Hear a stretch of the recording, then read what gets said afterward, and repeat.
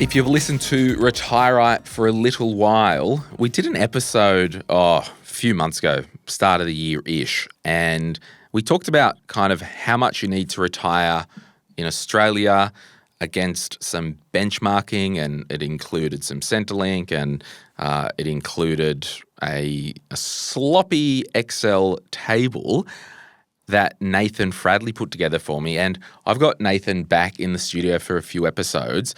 Welcome back to Retire Right, Nathan. Great to be back. Thank you. Now, we did it. I threw you under the bus. I said, can you put some numbers together for the episode? The last minute, I was like, I'll just share your screen. And it was an ugly Excel. There was some typos in it, but it was all about the numbers. The numbers were solid. So what we're doing, we're going to redo this episode, how much you need to retire in Australia. If you are on YouTube, there's a lot more, I guess, quality visuals that will really help. You can pause it, you can screenshot. If you are listening in the car or, on the lawnmower and you can't watch on YouTube, you'll still be okay. And we acknowledge that there's a lot of people who just listen only, but we'll put a link in the podcast show notes so you can go back and watch it on YouTube. So we're going to look at how much do you need to retire. Any kind of motherhood statements, Nathan, before we get into it? And maybe you can tell the audience a little bit about who you are and what you do. Yeah, sure. Let's start with that bit. We'll get that out of the way nice and quick. So I'm an independent financial advisor. I've been an advisor for 15 years. And I found myself these days mainly focusing on situations where there's a high level of emotional and financial complexity. So I still do plenty of retirement work and helping people retire normally, but usually when someone comes to me, there's some level of split family matters, that there's an estate implication, or there's complications with former partners, or so I do like divorce work, I do estate work, I do a lot in aged care. So this area of retirement is intrinsically linked to all of them. People who are getting separated still want to divorce, still want to retire, but it's usually for the kind of stuff I do and I specialize in, generally there's an added level of complexity from a legal perspective and an emotional perspective. Yeah, and I will say, last time you were on the show, I was basically like, look, if you want to speak with Nathan after you hear all this stuff we're going to talk about, still go to retireright.com.au, click get help, and if you're a fit for Nathan, I'll send you to Nathan. But if you have a complex situation, we'll put his details in the show notes. You can go straight to your website. If he can't help you, I'm telling you now, Nathan, actually, if you can't help them, send them back to Retire Right website, because I just don't want to waste your time with people that, it's not a complex situation and it's just not a right fit for your business. But if you see any of the content with Nathan Fradley and you have a high net worth, complex family situation, he's your guy. But yeah, I'll say that. So we'll start the podcast. I just don't want to waste your time, or our listeners' time if they need help. I'm happy to chat to everyone for 15 minutes, ascertain where they're at, and if I'm not the right advisor, I'll send them straight back, and you guys I can then send them to the right person. Awesome. Well, my name's Glen James. We're doing a podcast today called Retire Right. Let's get into it.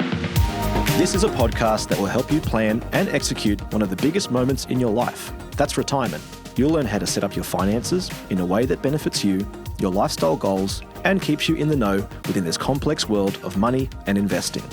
Your host is Glen James, former financial advisor, author, and host of the popular Money, Money, Money podcast. Glen is joined by experts in various fields around the topic of retirement in Australia. Any advice in this podcast is of a general nature. Full details are in the show notes of this episode. You only retire once, so retire right. Okay, so how much do you need to retire in Australia? We've put a case study together. Any opening comments that you want to kind of chat about? There's two big things that I think are caveats, disclaimers. I love a disclaimer because it depends is always the case. And I think what people want to know is, hey, will I be okay?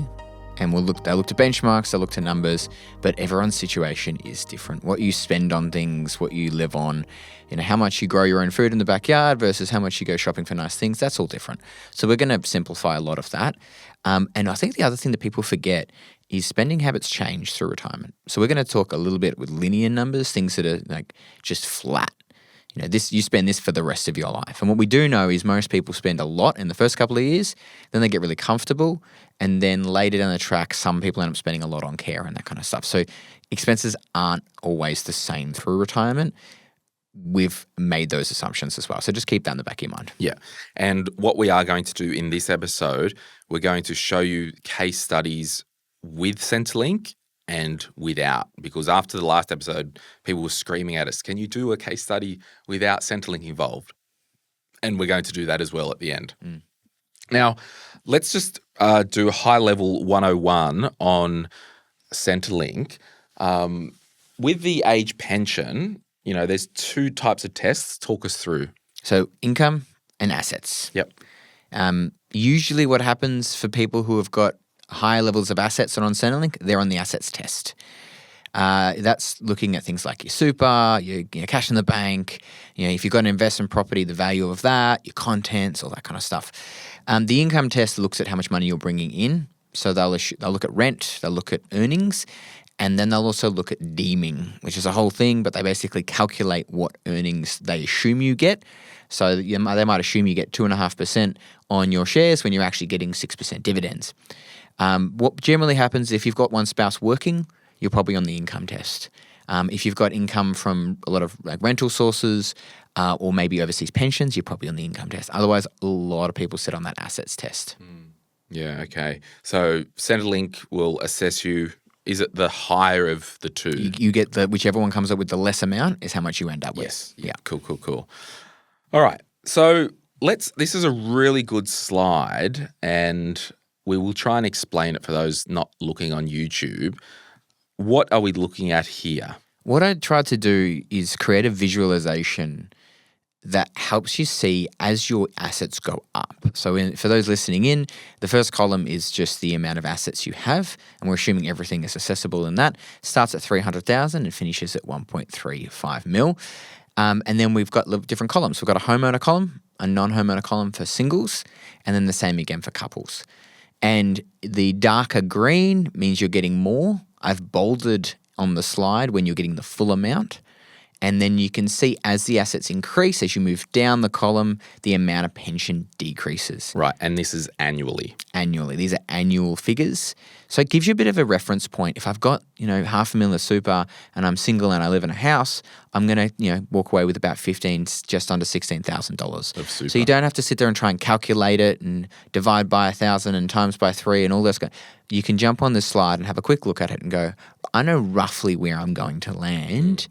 Because assets do move around as well. We don't necessarily have a fixed number. So if you're a single non-homeowner with 300 grand in your super, up to 550 grand, you're getting the full age pension. In the full age pension. Yep. These numbers do not include any rental assistance you're getting. So I just want to clarify that. So you might get an additional bit towards rent as well. And what are these numbers here? They are the caps. The caps, so okay. When I say the caps, that's the maximum amount you can have.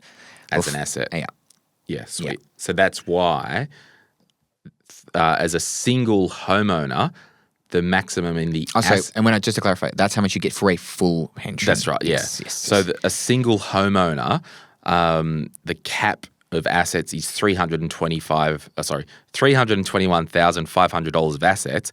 That's why here, 300 in super, it's bolded 29,874 because the bold is the full eligibility for the pension. Yeah. So let's now look at a couple who are a homeowner with 450 in super between them. They're getting the full pension of $45,000.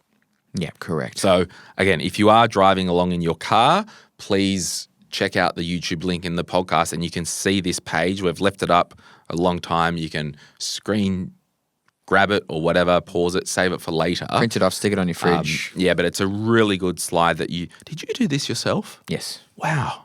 You are not only a good guy, you're a talented designer. I sat there and clicked each color one down. No, I didn't. I did a conditional formatting thing. So 700,000 assets in super. If you're a single homeowner, you will get $351 a year age pension. Correct. So 50 cents a week or whatever that is. But it doesn't just trigger the age pension, it triggers the other benefits You now that get come in the with pension concession card as well. So- Yeah, which is depending on what you spend, there's some calculations that are in $5,000 to $10,000 a year of benefit. And there's state-based things as well that it triggers. And that's why when I used to do financial advice a million years ago, we don't want to, as a financial advisor, and I think this is important, and we can talk about the psychology of things. We know that we've worked all our lives, paid all this tax. I'm entitled to my pension. The target with me and my clients wasn't, well, let's see if we can get the maximum amount of age pension. Like, no, let's get as much money as possible to have a strong financial future. But if we can set our assets up in a way where we're eligible for $100 a year age pension, we will get that all day long because of the other soft benefits that come with it. It's the same as tax. Of course, we want to pay less tax, but we're not going to chase less tax in the face of other things being worse off. And I think that's important to remember with pension. Yeah. You might get the pension, but you may end up in a worse position. You could pay no tax by just not having a job. Not a great way to live. So there's probably a good important principle in that. Yeah. Right. So this next diagram, this is where the magic happens. This is what we call sexy time in the money business. You picking up what I'm putting down? I do love some Excel and some heat maps, So what we've got here, talkers, what have you done here?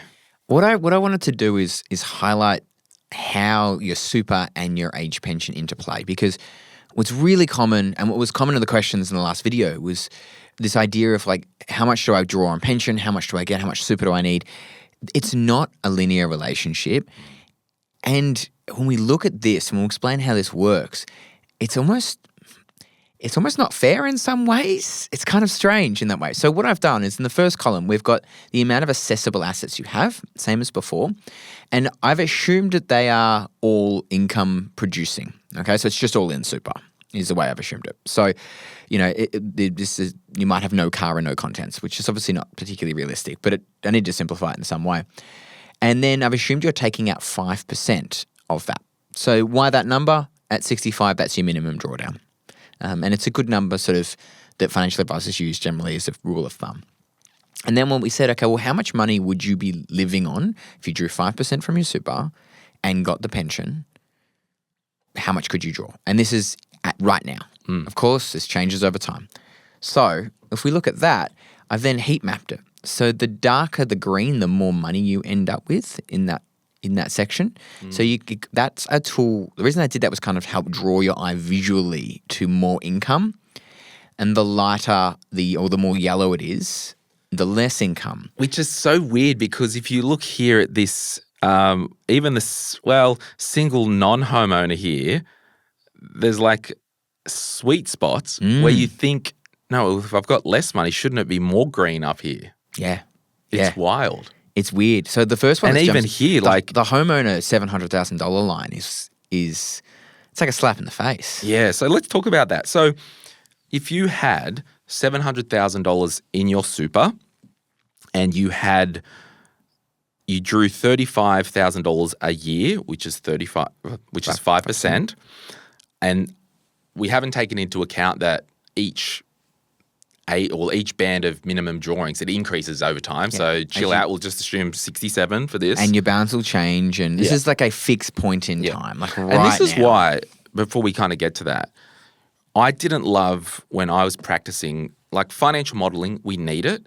But for me personally, anything more than 5 years, who cares? Let's just have a look what the next 5 years looks like in terms of maybe optimizing tax, in terms of pension, in terms of, okay, in 3 years we are going to fully retire and travel around the world. Yes, it's good to know what the next 20 years looks like, absolutely, but you can't really hang your hat on it. The two The And rationale I have. please disagree with me. No, I on agree. anything. I actually agree. So my number one thing I say when any modeling is the only thing we know is this will be wrong. Yes.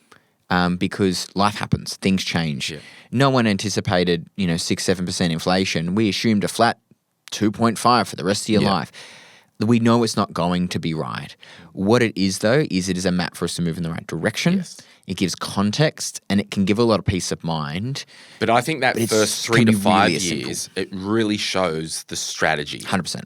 So it's like, okay, if you did nothing, this is what it looks like. If you, pay an advisor and we make this strategic move, you can literally see over the next 3 to 5 years, you are financially better off. It might be a controversial take, I don't know, but if you're paying an advisor and you're not seeing the value of that in 3 to 5, if it's like, but in 30 you'll be here, I think that's far too disconnected from what the Yes. advice you were given. Yeah. Yeah, I really think, but I do think it's important. I just think I agree. We know it's going to be wrong.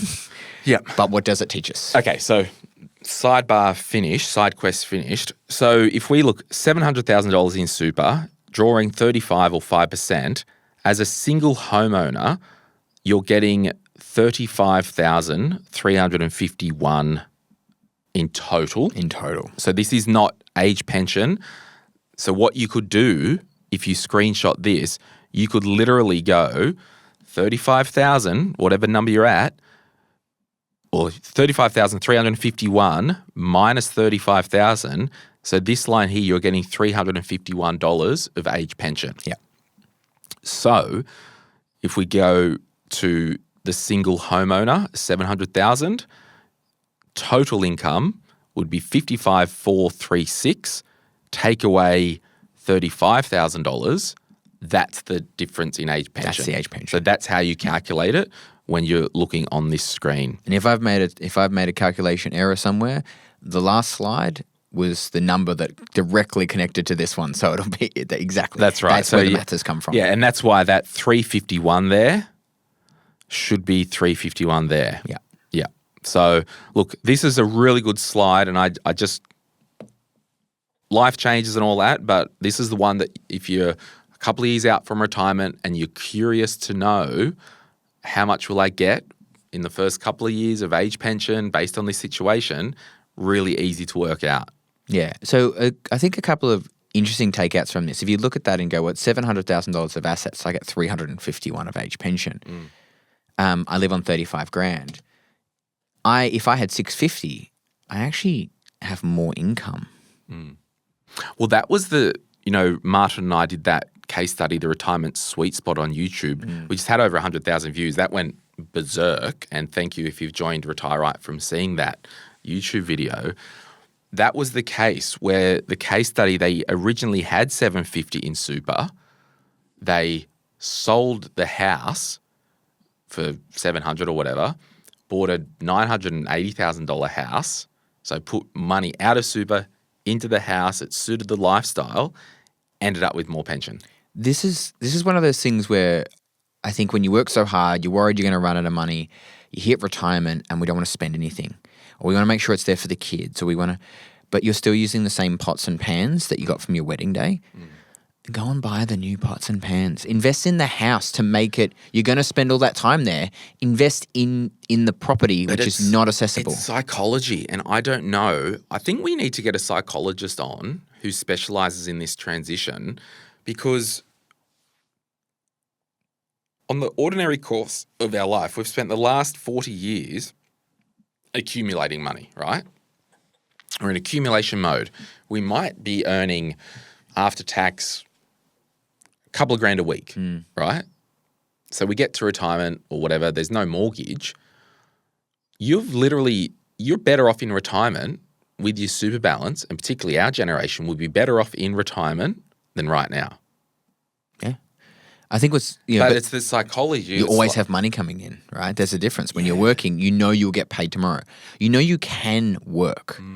Once you've stopped, and if any listeners are after 50s and are struggling to find work now, when are really facing that wall, it's hard to get back into the workforce in your late 50s, early 60s. Yeah, and we do see people comment to say, we don't want to pay our mortgage off or salary sacrifice to super, then pay the mortgage off when we retire, because if we lose work, it's harder to get back to work. Yeah. But that aside, it's that psychology. I think you said it.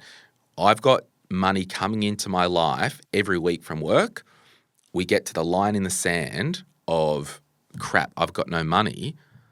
You're going to be scared to spend money. And you might be saying or listening to this right now saying, Glenn, how can you sit there and say that when you're not 65? I'm 40. But I can guarantee you, guess what, everyone? I've been in this position. Do you know how, Nathan? Being self-employed? Number one. But number two, when I sold my business, I was, what was that? Like 35 or something, 36, 37. So I was working, had money coming in every week, right? Sold the business, the money stopped, but over here I had a big pile of cash. And for 2 years, when I started the podcast, I wasn't earning income. And I was freaking out. So I'm acutely aware of the psychology of this situation. Yeah, all of a sudden, that preservation of that capital is paramount. Yeah, because if I don't have it, I don't have it. And I think now the carve out is, yes, I was young enough to rebuild a business and I wasn't retiring, but I know that feeling of no money coming in, bucket of money here. Don't want to spend it. Yeah. And then if you couple that with all the other feelings going into retirement around like I've got a routine, purpose, I've got social network, I've got, purpose, I've got you're getting hit with all of that at once. It's a pretty challenging situation. One thing I will say around that, it might be great to go, well, if I get $650, I'll get paid more. Let's just go and blow 50 grand. I'm not saying don't. Go on the holiday. But just note there is less money in the pool. So one thing this isn't illustrating is how long that additional money does last. And we'll get into that modeling. Yeah. But I think this is really powerful. I think it's I just want to highlight the black lines as well. That's those asset test limits. So that's when the pension's dropping off. Yeah. So that's why here, $1 million in super, 5% a year of 50,000, you end up with income of 50,000 because there's no age pension. Yeah, yeah. But what else is going to happen? These are how much you draw as an income, not how much you spend. So if you're spending more than what's there, let's say you needed 50 and you've got 700,000, you're going to take more out of super this year to top up than you will next year, and you'll get a little bit more pension.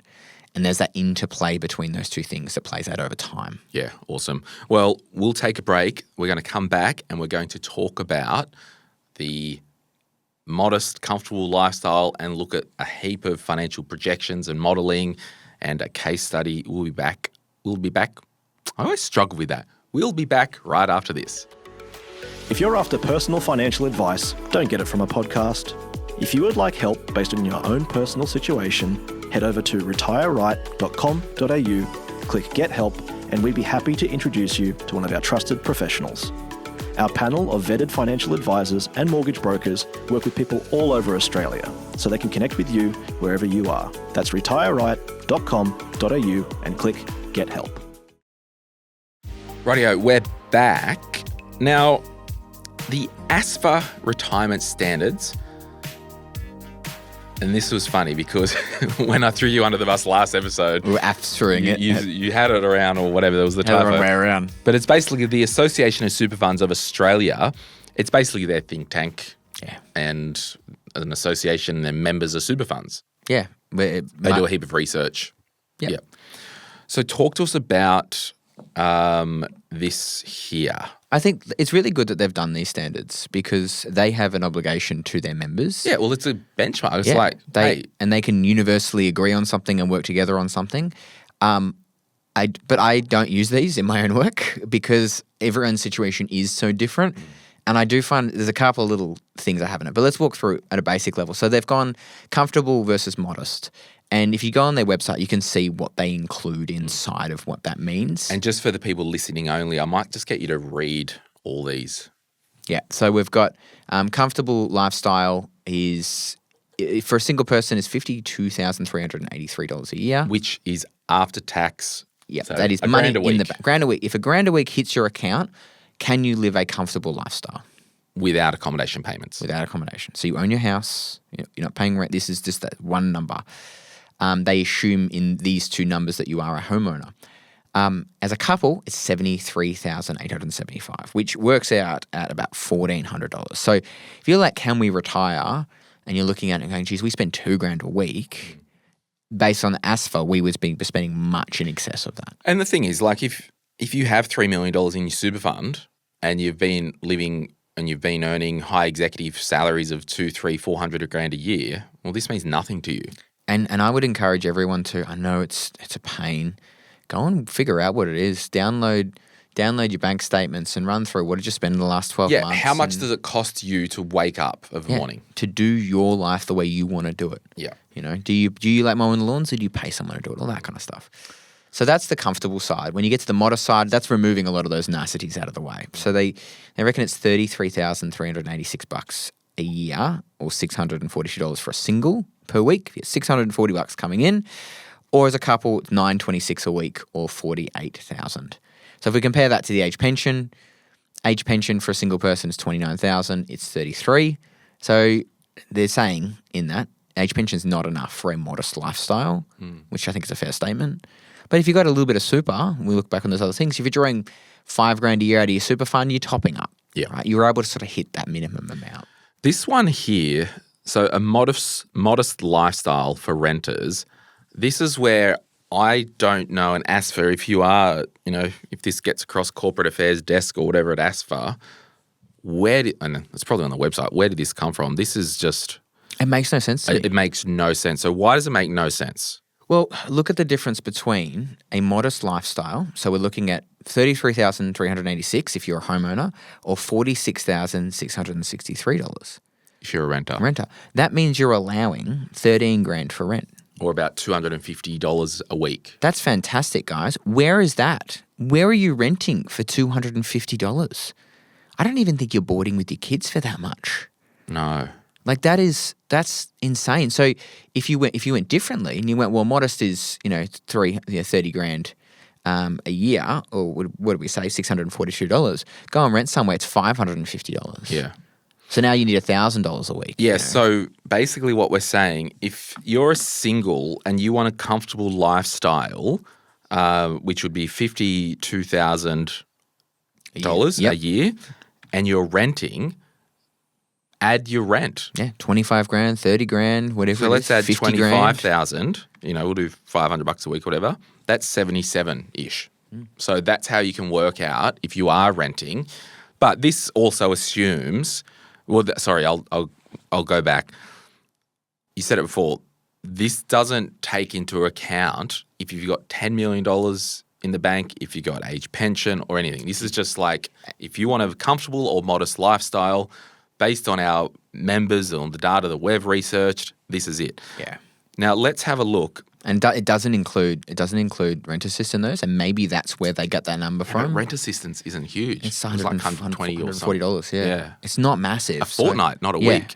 Yeah, so it's not a huge difference, but maybe that's where the maths have come from. So if you're playing at home, we'll just run through what they kind of call a comfortable lifestyle.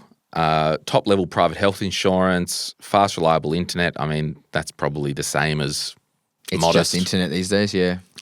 Own reasonable car, regular leisurely activities, cinemas, exhibitions, yoga, dance classes, home repairs, updates and maintenance, regular professional haircuts, confidence to use air conditioning and the home and all utilities, occasional restaurant meals, replace worn-out clothing, annual domestic trip to see family, and one overseas trip every 7 years. So modest, basic private health, basic mobile and internet data allowance, owning a cheaper, older, basic car, infrequent leisurely activities, no international holidays, limited budget for clothes, regular basic haircuts. Limited. So if we go back here, and this is an important thing, when every time you're at the pub, at the cafe, at the barber, and people say, oh, Glenn, like, what do you do for work? I usually say, oh, I run an online media business. I don't like to say that I do a podcast or a money show because then I just get questions and I get talked at about money. But when it comes out that I'm a money show, they're like, oh, the question's always, well, how much do you need to retire? And we have to get away from asking that question as a lump sum. We need to go to this ASFA stuff and be like, how much do we need to retire per week based on our lifestyle? Yeah, look at your situation and go, my favorite question, if $800 hit your account every week and you weren't working, is that enough? And you own your house. Yeah, and you're in your house. Start running through the numbers. Yeah. So we could go out and we can, but also I've got to pay for this and I've got to pay for that. And we've got the MCC membership. And my neighbour doesn't have an MCC membership, so that's not in their budget. So this is it's for you. So the question is not how much do I need to retire as a lump sum? The question is how much does it cost us to exist? Okay, it's $40,000 or $50,000 a year. Then we can back calculate it. Yeah. And go back to your first comment about modelling. Yeah. Modelling is only as good as the information we put in. If you're doing some financial modelling, you're using a calculator online, you're going and seeing an advisor, and they just put in a generic ASFA number, but it has no connection to what you spend, that modelling is useless. So when you say here on this slide, how long will your money last? We could do a basic PMT calculation to see how long money lasts. People might say, what's PMT? It is a function in your Excel thing. It's something that anyone who's done any finance study will know back to front. But effectively, it is the way you calculate future value of money. Yeah. The engineers listening will be like, no, it's not. It's change in distinct value over time because that's where it comes from. But you can Google PMT how to do on Excel. And effectively, what you'll have is you'll need to know 4 of the 5 things. You'll need to know the interest rate you want to apply to it. You'll need to know how much you start with, how much you want to finish with, and how much you're drawing down from it, and how many years. They're the 5 things. If you have 4 of them, it calculates the other one. Right. Yeah. Except interest rates get a bit funny. But that's what that basic thing. Most of the calculators you'll see online where it's like, if I had this much, how long will it last? They're just doing that. They're doing a basic PMT, but it's, as we've already discussed, it's assuming everything stays the same. It's linear in its relationship. Yeah. So when considering age pension, it can be more complicated because the more you spend, the more you draw down in your super, potentially. The less you have, that's a factor. The less you have, the more pension you receive, and then the less you draw down. Yeah. So they're kind of the moving things. If you rewind now and go back to that slide, or then if you want to jump to it, you can kind of see that in the heat map one. Yeah.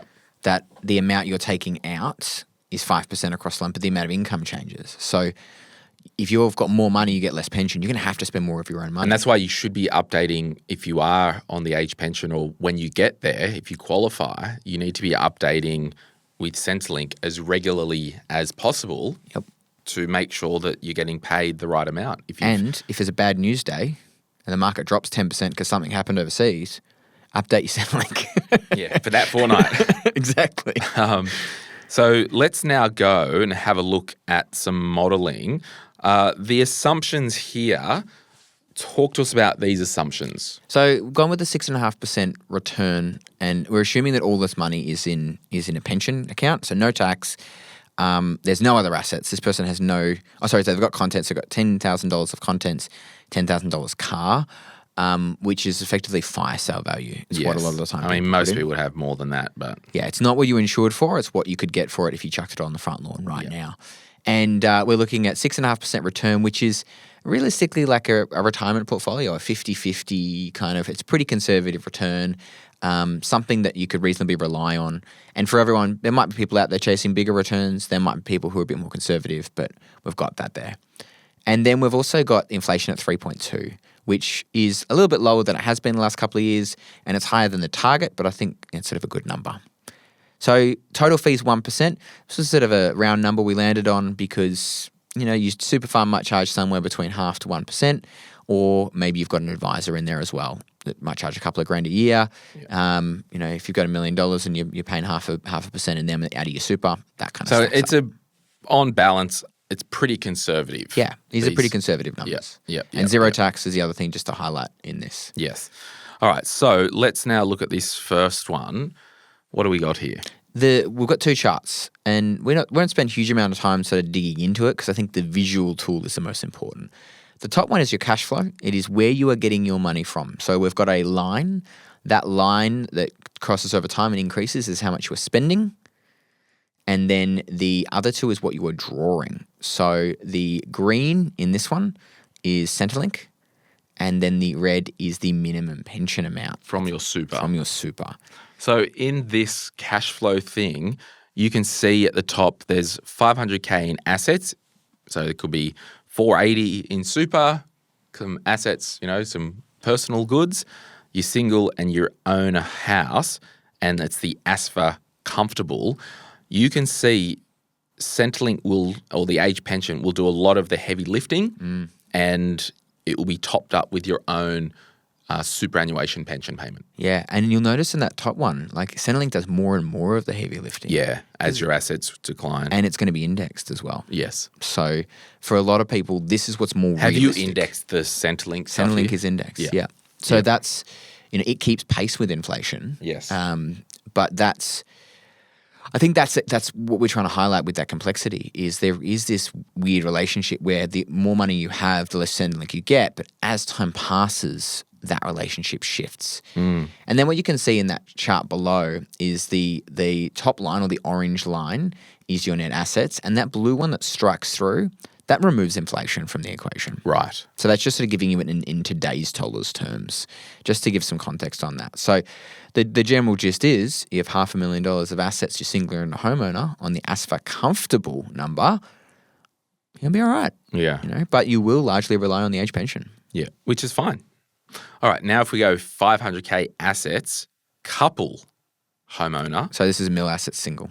Oh, sorry, yes. Yeah. We'll go to that one in a second. Yeah. Mil assets single. So you can see, and my software decided to change the colors, which makes it very confusing for everyone. But you can see in that top chart, it looks a little different. So now the income is almost entirely coming from their pension account until, what's that, 2038? Yeah, well, you get some rats and mice in at 2036. It's a bit far away from my eyes. Yours is a bit further away. And then you can see it kind of starts creeping up. Yeah. And what you'll also notice is you can see the amount step a little bit. There's kind of little jumps. That's that increase in minimum amount. So the drawdown minimums. Yeah. So you'll notice that the line, what you spend is higher than what you're drawing. It's still assuming you're topping up your income. That number is just the minimums, just to give the bit of a feel for that. Yeah. But again, the shape is largely the same. It's you're eating into your assets over time, a little bit less steep than the other one. So if we go back here, if we look at that gold line, which is the expenditure, it's basically the same. But this first one here with the lower assets as a single, Centrelink's doing the heavy lifting. We go to the next, and it's obvious. Yeah. You're a self-funded retiree for the next 1, 2, 3, 4, 5, 6, 7, 8, 9, 10. So if you retired at 67, you're not knocking on Centrelink's door for another 10 years. Yeah. Unless you decide to, draw 500 down, upgrade the house, get a bigger house, and then things change again. Yeah. And maybe you aren't spending the amount anymore. Maybe you're spending less. We tend to find after that first 5 years, people do spend less. They get more comfortable.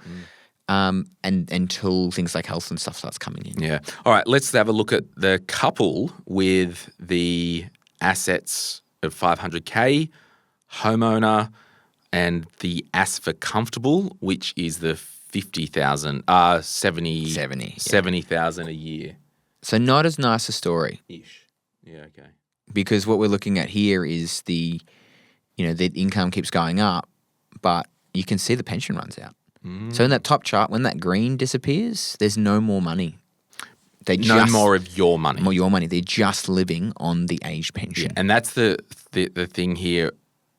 When you look at these slides, you'll see income, Centrelink, pension, and then the green is income pension. The one that doesn't have Centrelink is your own super pension. Yeah. Right. We made it really confusing for everyone in Australia by calling both of them pensions. Yes. One's a Centrelink pension and one is a account-based pension. Account-based. Could have just said income stream and changed the whole dynamic, but Yeah. we decided not to. So, so for those listening at home, obviously it's a bit harder to think about, but what's effectively happening here is that this couple is running out of money if they maintained that level of expenditure. which is okay because in real life it will look different. Yeah. Like I'm not freaked out by this because from 2026 to 2046, a lot can happen. With this couple, one might die prematurely. That will change the game. If you own your house outright and you've got $500,000 of assets, either you've been living really, really well, or you're quite modest anyway. Yeah. But in this scenario, we're assuming this couple is spending $1,420 a week. So maybe they will in the first couple of years. Maybe they'll spend $1,000, but they'll go on a couple of holidays. But then, as life changes, as they get less mobile, traveling overseas, we'd love to, but it's just too hard. So we'll stay home. The life changes, And at some point, maybe your kids will start buying you lunch instead of you buying them lunch. That happens too. Yeah. So I think that's what's important here is if you're keeping tabs on what's happening, these people will also be all right. Yeah. Yeah. So now if we go to $1 million of assets outside of the home with a couple, and this is based on the ASFA comfortable. It's all based on ASFA comfortable. It's starting around that $70,000 a year. Was it 70 or 77? It's 1,400. It's about, I don't know, what is it? Have you got it there? I only got the weekly amount on my notes. We'll go back. 73. 73. Yeah, so we'll go 1 mil assets. Yeah. So again, still starting at the 73. So same couple, someone dies and they get inherits $500,000. This is the scenario. Yeah, but this is interesting with the couple because they're online with Centrelink from the start. And why is that? Because I have to go back to your heat map. Because the assets test is higher. For the couple. Yeah. Yes. So if we go drawing an income of 70, they're just anyway. Yeah. So if we compare that to the single, there's more assets. Yeah. So relatively, $1 million is less for is the way they see it. The way the numbers are done, it's not even 50-50 for two people because life's not. And you get scale. Yeah, you get scale. There's singles tax. Yes. Right. That's a thing. So in this instance, at $1 million, you're getting pension. You're getting a little bit straight away. Yeah. And you've done episodes with Martin on things like annuities and that kind of stuff. That's where this is a really interesting But this space. is the whole thing. It's like it goes back to psychology, but if you're a couple, 67, tools down, we own our home, we live a pretty good lifestyle, friggin' pull $100,000 out. This is sounding crazy. There's no reason why you can't do a round the world trip. We were having this conversation at breakfast this morning. But it's the psychology. Move to Paris for 6 months. We have this concept when we're younger. We want to travel, we want to see the world, but we have no assets.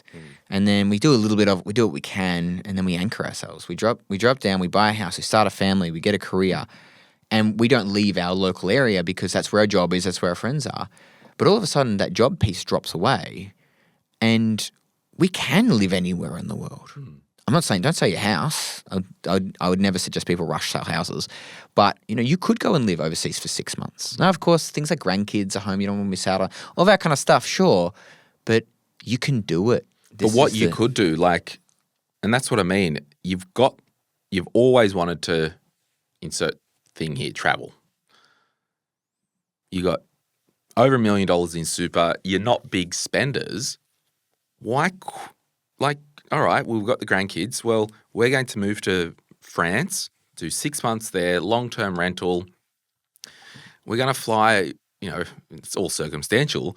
We're going to pay for the grandkids and their mum and dad to come over for 2 weeks. We'll pay for it.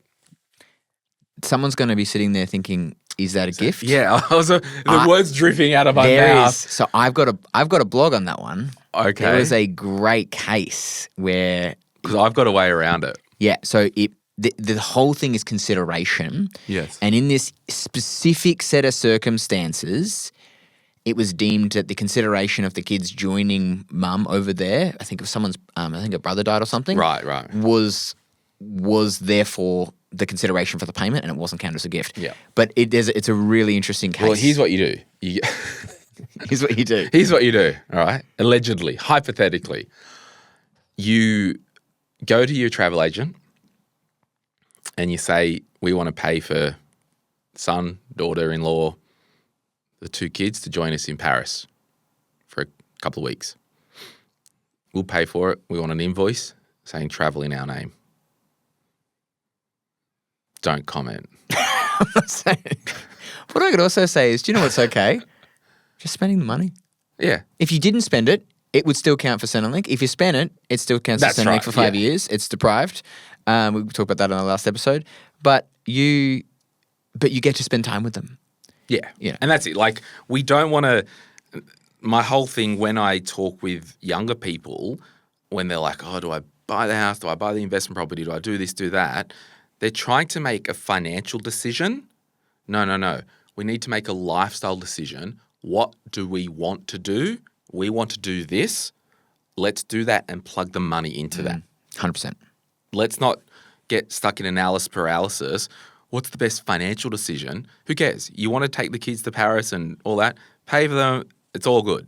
You've got $1 million in your super and you own your house. You're all good.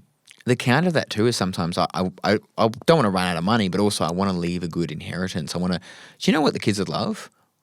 Walking through the streets of Paris with you. Nah, I'd rather mum and dad give me friggin' 50 grand. Go and do it yourselves.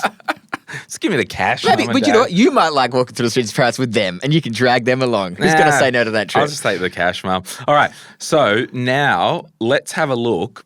And this is where everyone was like, do an episode where Centrelink's not involved, self-funded.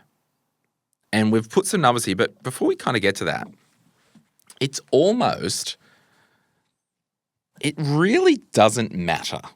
I got kind of stuck on this when we were talking about it, right? Because the amount of money, I used to tell clients this all the time, the amount of money you need for retirement in Australia is as much as possible. That's the number. Yeah. As much as possible. So aim for that. Look at how much you spend. Awesome. If you rock up at age 67, you got 2 million, 1 million, the cards will fall as they will. But maybe people actually want to know more so, how long will the money last if we're not reliant on the pension? Yeah. So what do we got here? So I threw 2 million because I was trying to come together with something that was illustrative in some nature. But when we were looking at the ASFA numbers after, give or take 5% return, it becomes redundant, right? Once you cross over about 1.4, if you're drawing 5% of your money and you're earning 5% on your money and net of all other fees and things, you're not drawing down, right? So I went to 2 and I ended up landing on 145,000 a year of spending. And the reason I wanted to kind of have the money running out over time, but not completely, and illustrate that, interestingly, the age pension. Oh, no, yeah, here's this. So this one, this is sorry guys, if you're just listening. So this one here is just, oh no, we're not up to that. Well, this is still the slide for the 2 million couple. Yep. Okay. So now if we go to this one here, 2 million assets couple, homeowner, run out of money. Yeah. If you're just spending the ASFA, you're not going to run out of money. Yes. Right? That's what the last slide basically showed. If you're drawing $70,000 off 2 mil, Yeah. what you could do. Because here, if everyone's looking, in 2044, that red dot there is the inflated ASFA number at 120 grand. Your income from your assets are still 154K. So there's no issue. You can there. actually see on the bottom of that and on the bottom chart, the capital chart, there's red, which is the pension, and then there's that olive color, which is the cash in the bank. Now, by pension, I'm talking, say, superannuation. Superannuation We'll say pension. super. It's Yep. super. Yep. The money in your super accounts. Yep. In this situation, they're accumulating money in the bank account. Yep. Because they're not spending it all. Yes. Right. So Okay, so now if we go to 2 million assets, they're a couple, homeowner, I wanted them to run out of money. run out of money in 20 years, they can draw 145K a year. Yeah. So this is also, don't add us. Well, I think, did you do 2 million Well, it's coupled because they're not going to be at the transfer balance cap anyway. It depends on how the assets are split in between the two of them. Yeah, okay. So, look, there's some grains of salt with all this stuff. Yeah. But there's no issue here. So you're saying in 2037 or 2036, Centrelink will start to walk in the door if they're drawing 145K a year. They live an awesome life for 20 years and they run out of money and they live on the full pension. Yeah. So this might be a situation. Maybe they've got a $5 million house. Or they had a $2 million house, but they wanted to move close to the grandkids. And the grandkids, the kids live in an area that's quite expensive. It's school zone. They want to be nearby. They take all their money out of their super. They buy a more expensive house. They end up with $2 million super. They're still spending $145,000 a year. But they know that, in 15, 20 years, they're going to downsize, access some of that capital, and then boost up their retirement savings.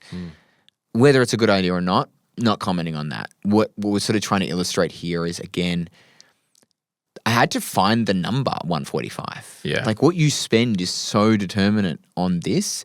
But sometimes I get asked this kind of question in light of if let's say we needed 145 or we needed 120, whatever it is. We've got $2 million super, but we've got these other assets and we want to start building up, something for the family. We're still saving towards our retirement. We know we're going to have enough in super. We want to start doing something like a family trust so we can get the kids involved and, build up a legacy, or maybe we want to do something philanthropic. We want to start creating a charity or an endowment or something like that, a sub-account. That might be where your headspace is at here as well, where you're starting to think about, what do I need? I don't need that much. We've got enough. What else can I do? I guess the counterfactual thing here is there will be people listening who have $2 million of assets outside the family home as a couple and still live on 120 grand a year. You've got no issue forevermore, amen. Now, my question is, with this diagram here, you've depleted the capital. And that's an important thing. A lot of people might go and see a retirement advisor and get a plan. And this is why it all goes back to the psychology of it. We've worked together forever. We've got $2 million in assets. We just want to live off the interest. Well, a couple of things are going to happen. If you don't deplete the capital, you will potentially need to live off less. If you don't deplete the capital, Centrelink will never walk in the door, which is fine.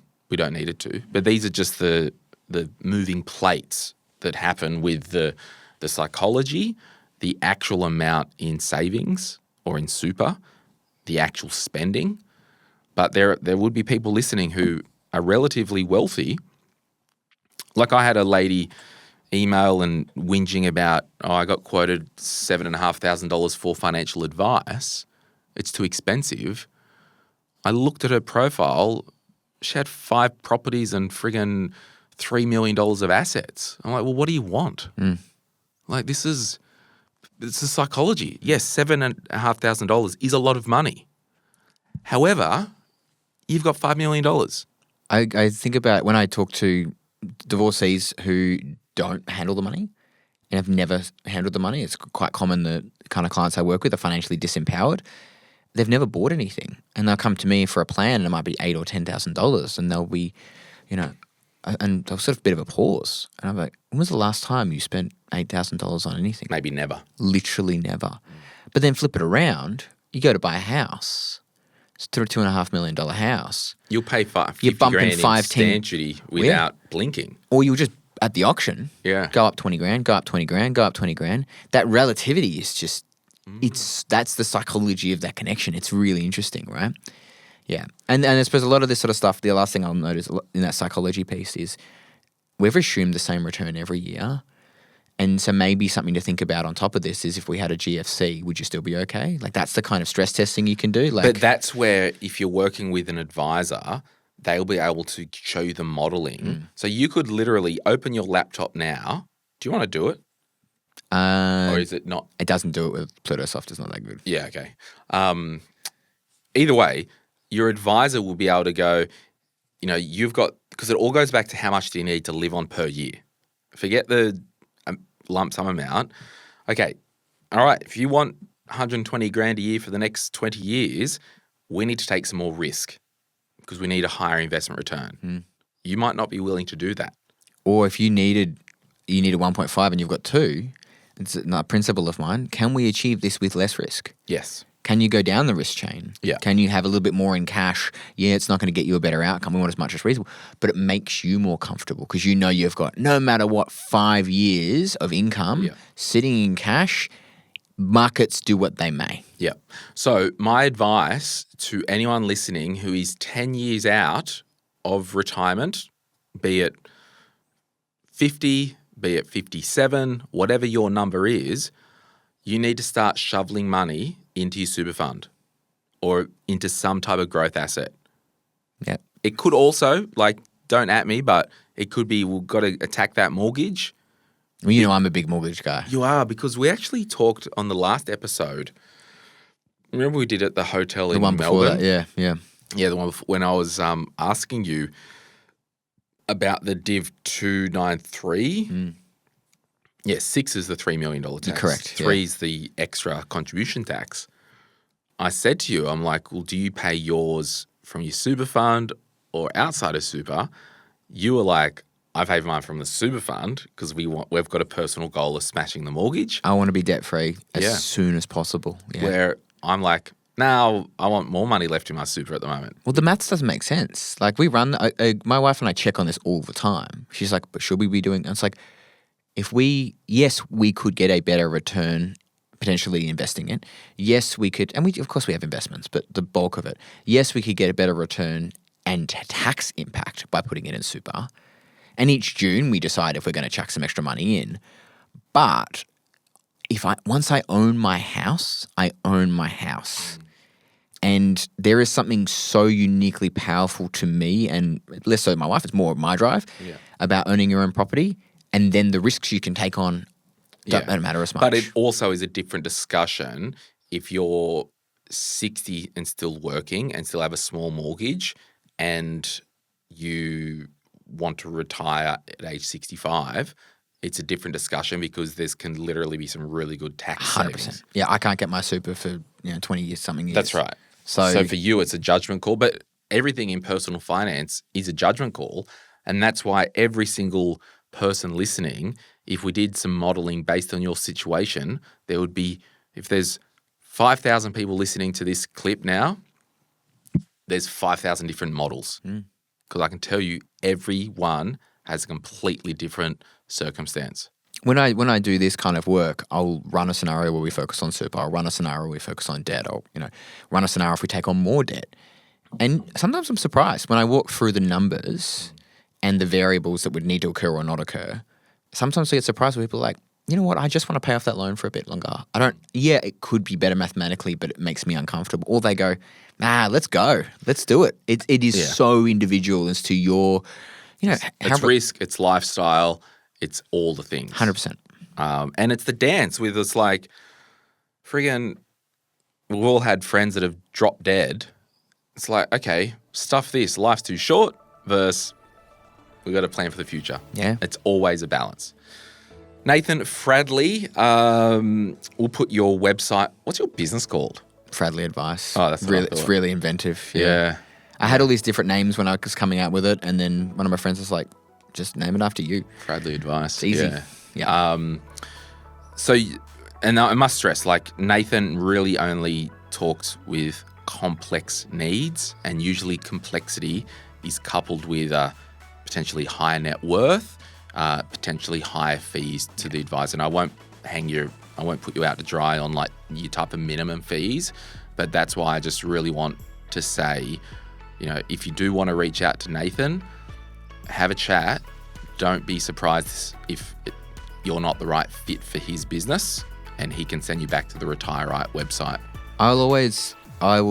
So last year of people who inquired, more than half of them I referred to another advisor. Yeah. But I will always have the conversation. Okay, cool. And I always help people get to the right place. Yeah. And that's, I think, key. Yeah, sweet.